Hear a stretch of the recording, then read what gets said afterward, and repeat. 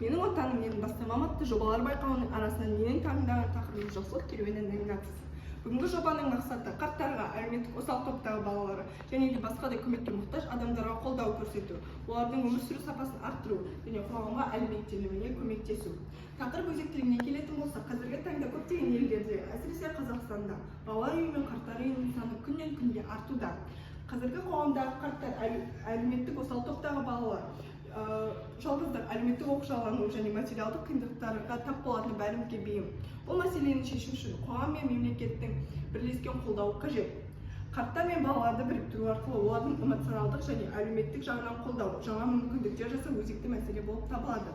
Осы мәселенің кең таралу себебі біріншіден әлеуметтік себептер, екіншіден экономикалық себептер, үшіншіден отбасы құндылығының өзгеруі. Осыған байланысты мақсатқа қалай жетеміз деген сұрақ пайда болады. Мен ақш, Канада, Нидерланды елдерінде кең таралған модельді ұсынғым келеді. Бұл модель ұрпақаралық өмір сүру деп аталады.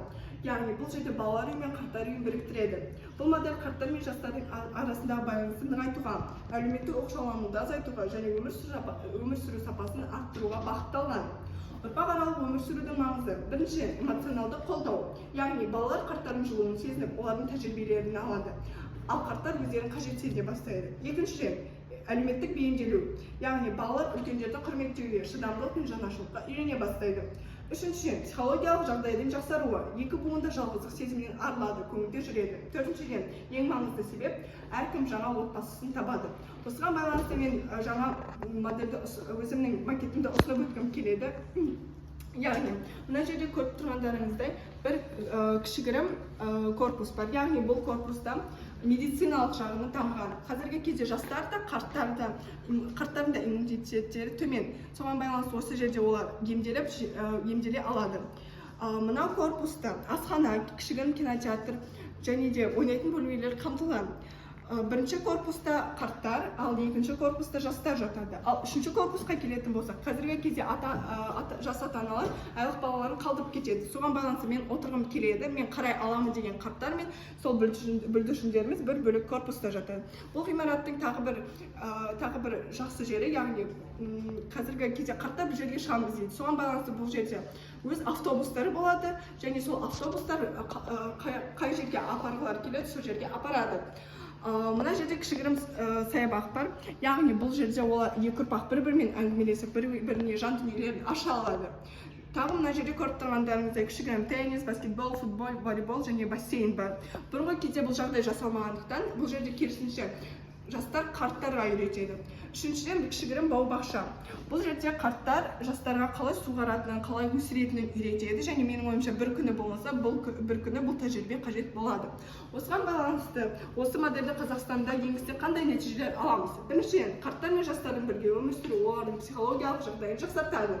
Екіншіден, бұл модель депрессия мен әлеуметтік оқшауланудың алдын алатыны ғылыми түрде дәлелденген.